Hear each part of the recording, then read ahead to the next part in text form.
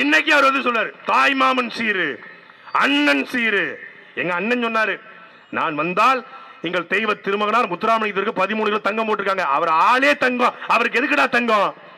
அந்த தங்கத்தை எடுத்து அவர் பெயரிலே தெய்வ திருமகனார் முத்துராமலிங்க தேவர் சீர் என்று ஒடுக்கப்பட்ட பிற்படுத்தப்பட்ட மக்கள் ஏழை பிள்ளைகளுக்கு நான் சீர் கொடுப்பேன்னு சொல்லி எங்க அண்ணன் சொன்னாரு.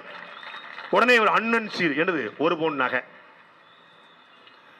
பெத்த பிள்ளை வெளியே பிஜியில் உட்காந்துருக்கு, பெத்த பிள்ளை அங்க அபார்ட்மெண்ட்ல தங்கியிருக்கு. இவரு ஊராம் பிள்ளைக்கு சீர் தர போறாராம். முதல்ல ஓம் வீட்டு பிள்ளைக்கு சீர் கொடு, அப்புறம் ஊராம் வீட்டு பிள்ளைக்கு சீர் கொடுக்கலாம்.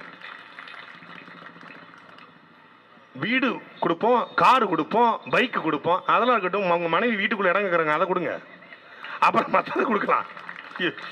ஒரு காமெடி பீஸ். அப்போ ஒரு உயர்ந்த நோக்கம் இருக்கணும். ஒரு தலைவன் என்பவன் உயர்ந்த யார் தலைவங்க முதல்ல?